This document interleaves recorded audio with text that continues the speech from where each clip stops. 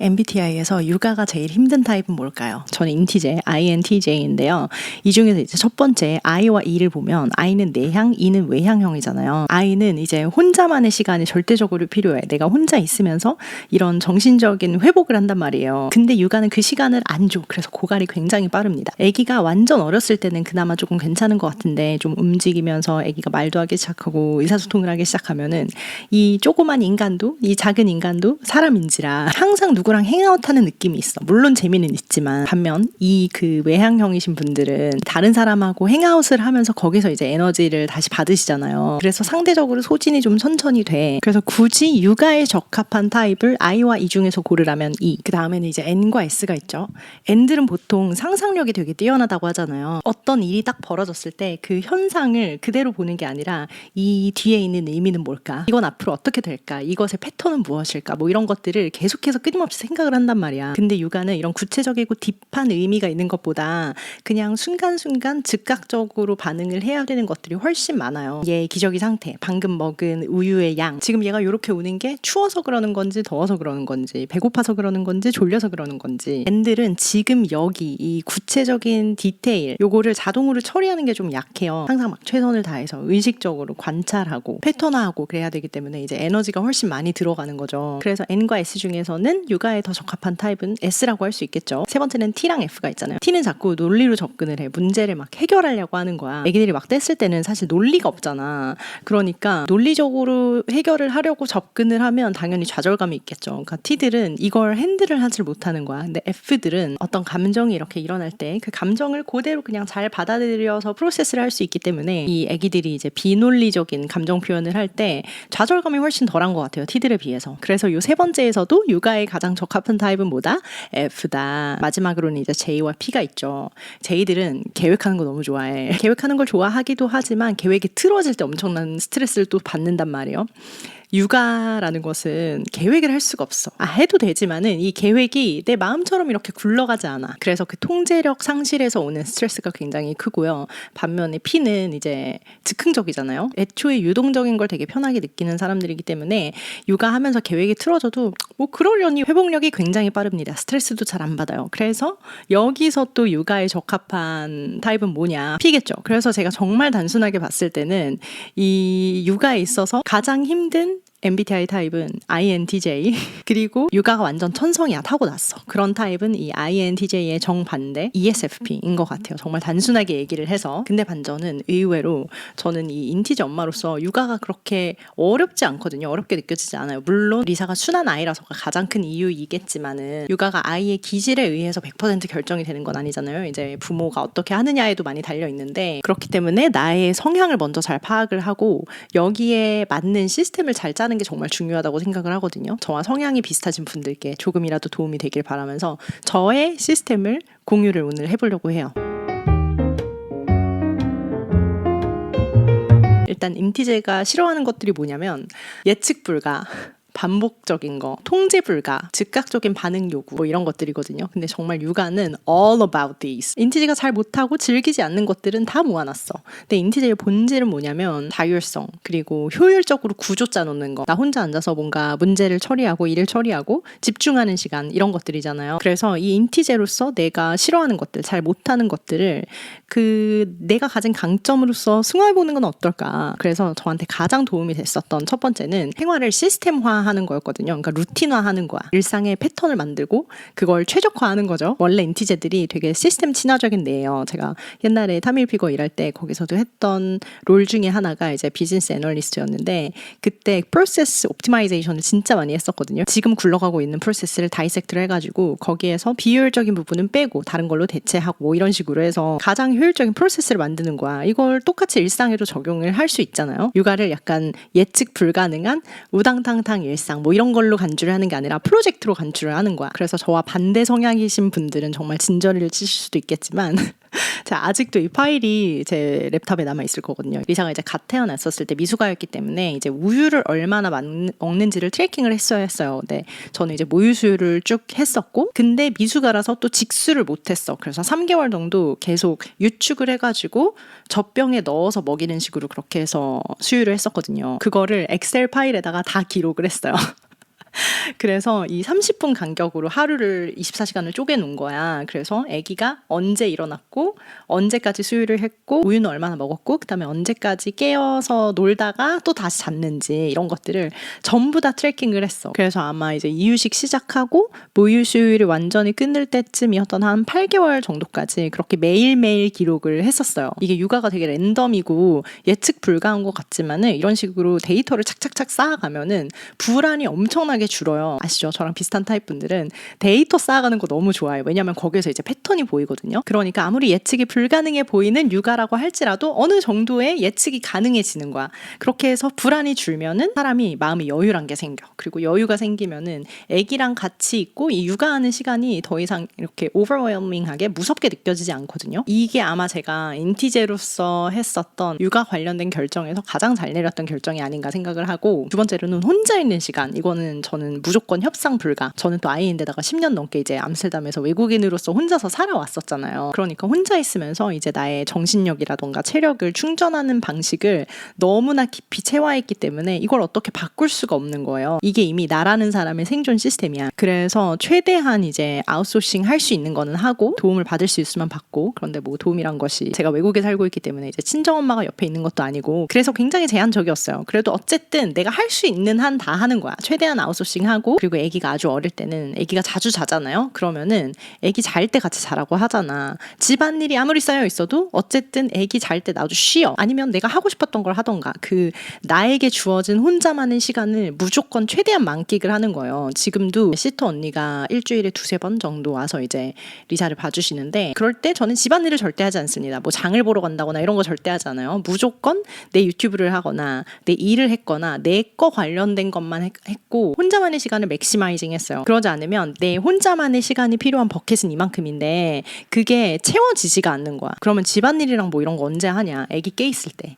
아기 깨 있을 때 집안일을 하면 당연히 속도가 엄청나게 느리죠. 그리고 디스트랙션이 굉장히 많기 때문에 이게 내가 혼자서 집안일 할 때처럼 속도가 쭉쭉 빠지지 않아. 근데 그거는 그렇게 중요한 게 아니라고 생각을 했어요. 난 나의 혼자만의 시간에 내 거 하는 게 이 집안일 빨리빨리 효율적으로 끝내는 것보다 훨씬 중요한 거야. 이 프라이어리티를 잘 세워야 되는 것 같아요. 뭐 잡무 같은 거 있잖아요. 내가 포커스 타임이 필요하지 않은 그런 뭐 온라인으로 장 볼 거 이렇게 고른다던가 이런 것도 그냥 아기 있을 때 같이 해. 그거 중요하지 않잖아. 아기 있을 때 책을 읽을 순 없어요. 그런데 아기가 있을 때 뭐 온라인 장 같은 거 보는 거는 할 수 있어. 그 일의 중요도 구분을 잘 해야 되는 것 같아요. 이걸 실행하기 위해서는. 그리고 알고리즘적 사고방식. 그 엑셀 자주 쓰시는 분들 아시겠지만 if then 함수 있잖아요. 저는 대부분의 생활이 그 if then 함수로 굴러가는 사람이거든요. 이게 무슨 말이냐면 이제 리사가 한 2달쯤 전에 인면을 잘 못하는 거예요. 자꾸 엄마 나가지 말라고 하거나 제가 나가면 울거나, 이때까지 항상 분리수면을 언제부터 했더라? 한 5개월쯤부터 해왔고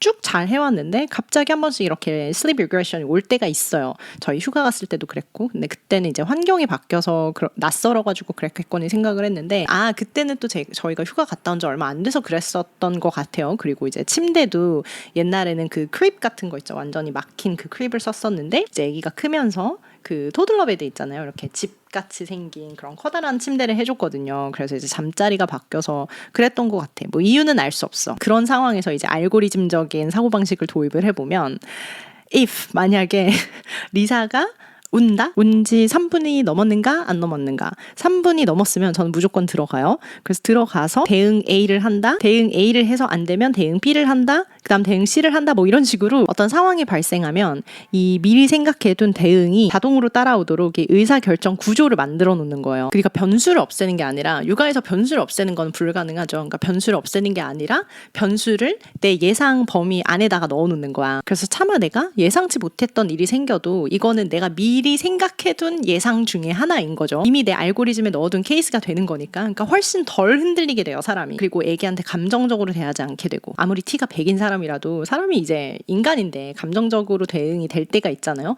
근데 감정적인 대응이 특히 애기들한테 나오는 경우는 내가 당황하거나 뭘 해야 될지 모르거나 내가 어떻게 해야 될지 잘 모르겠는 그런 미지의 것에 대한 두려움, 이런 데서 많이 온다고 저는 생각을 하거든요. 그래서 이 의사결정 트리를 미리 만들어 놓으면, 이것도 혼자 만드는 만드는 게 아니라 이제 GPT나 뭐 클라우드나 이런 데 물어보세요. 아이 훈육 어떻게 해야 되는지 상담 같은 거 정말 잘해주거든요, AI들이. 그러니까 그 도움을 좀 받으셔가지고 미리 이런 트리를 좀 만들어 놓으시면 좋을 것 같아요. 그리고 이게 부모들도 이제 경험치가 쌓여가면서 이런 걸 굳이 일일이 다 묻지 않아도 되는 경지에 오게 돼요, 결국. 그러니까 이제 최대한 AI의 도움을 받으면서 경험치를 쌓아가시라는.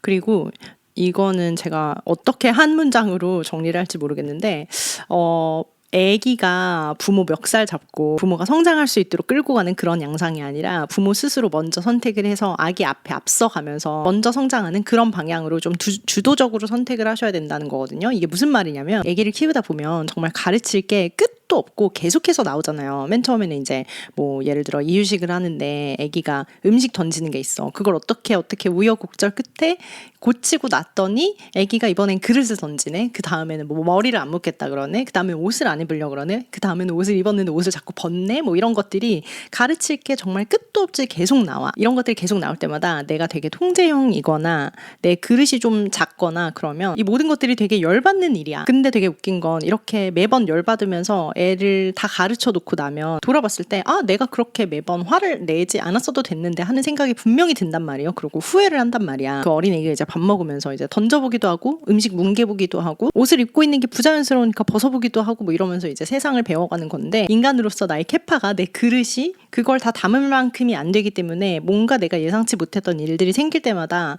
이게 사람이 열이 받는 거란 말이에요. 근데 항상 열받으면서 육아를 할 수는 없잖아. 그리고 지나고 보면 결국에는 나도 어느 정도 트레인이 되고 부모로서 많이 자라가지고 그런 걸로는 그렇게 눈 하나 꿈쩍하지 않는 맷집이라 그래야 되나 그런 것들이 길러진단 말이에요. 이걸 아예 처음부터 확 길러버리고 내 캐파를 확 넓혀버리면 애한테 매번 짜증내지 않으면서도 육아를 할 수 있다는 뜻이잖아. 이거를 매번 짜증을 내면서 애기랑 같이 커가는 것은 애기가 부모 멱살잡이 해가지고 성장하도록 이끌어주는 거라고 저는 생각을 하거든요. 그렇게 하지 말고 어차피 내가 여기까지 가 있을 거라면 좀 프로액티브하게 난 어차피 여기까지 커야 되니까 이걸 내가 미리 키운다는 생각으로 나의 인내심의 캐파를 먼저 확 키워놓고 그러면 결과는 결국 같지만 경험은 완전히 다르겠죠. 그 육아의 경험은 이렇게 질질 끌려서 가면 내 에너지에도 안 좋고 관계에도 안 좋고 뭔가 이렇게 소진되는 느낌이야. 그런데 내가 먼저 앞서서 가면 그건 여유라는 거죠. 그러니까 예를 들어서 내가 회사에 들어갔는데 내가 원래 나의 캐파는 과장급이야.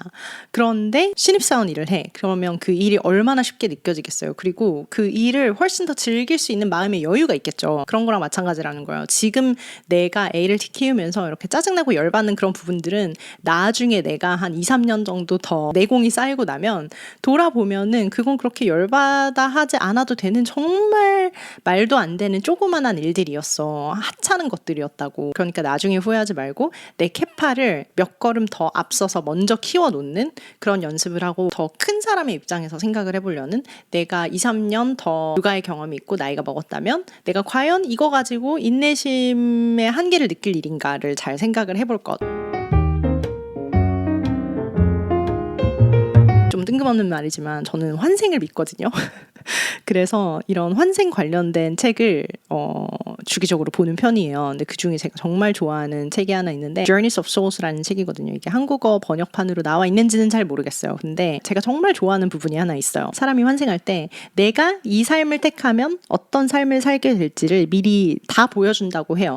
내가 이렇게 태어나면은 이름은 메간이 될 거고 뭐 한국에 살다가 네덜란드로 갈 거고 뭐 이런 사람하고 만나가지고 리사를 낳을 거고 이런 것들을 싹 다 보게 된다는 거죠. 근데 옵션은 이것만이 아니야. 다른 옵션들도 여러 개 주어지겠죠. 근데 그 중에서 내가 정말 deliberately 이 삶을 택한 거야. 그리고 우리가 이 생을 택한 데에는 다 이유가 있겠죠. 뭐 좋아 보이는 것도 있겠고 여러 가지가 있겠지만은 그 중에서도 보통 인간의 영혼이 이제 다음 생을 택할 때 선택을 내리는 가장 큰 기준은 내가 이 삶을 통해서 어떠한 특정 밸류를 배울 수 있을 것인가래요. 그러니까 각 생마다 이제 이 사람이 배워야 할 점들이 주어지는 거예요. 퀘스트들이 주어지는 셈이죠. 만약에 이 생에서 주어졌던 내가 배워야 했을 퀘스트를 내가 못 배우고서 늙어서 죽은 거예요.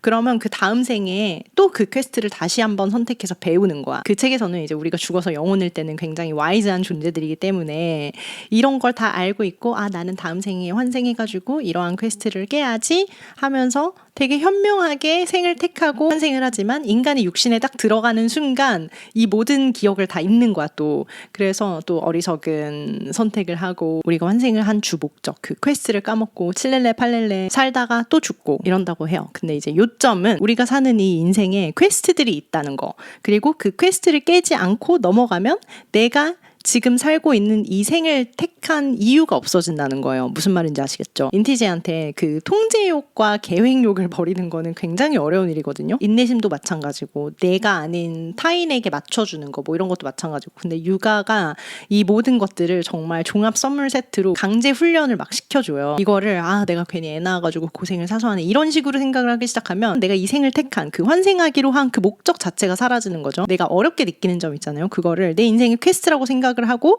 이걸 나는 깨기 위해 살아간다. 이것이 나의 인생의 목적이다라고 생각하면 이 받아들이는 마인드셋 자체가 엄청나게 달라지는 것 같아요. 뭐 이렇게 MBTI 중에서 육아를 하기 어려운 타입인 인티제로서 육아를 쉽게 하려면 어떤 점들이 있는지 저의 나름의 전략 뭐 이런 거를 조금 쉐어를 해봤는데요. 이 중에 한 가지 그래도 인티제로서 애기 키우면서 되게 쉽게 느껴지는 점은 독립심 있는 애를 키우기가 너무 좋다는 거야. 저는 애기가 그 혼자서 노는 거 그런 거 충분히 허용을 하는 편이거든요. 헬리콥터맘 같은 게 못 돼. 내 성격상. 그리고 애가 이제 쓸데없는 걸로 떼쓰고 뭐 이럴 때 마음이 잘 약해지지 않습니다.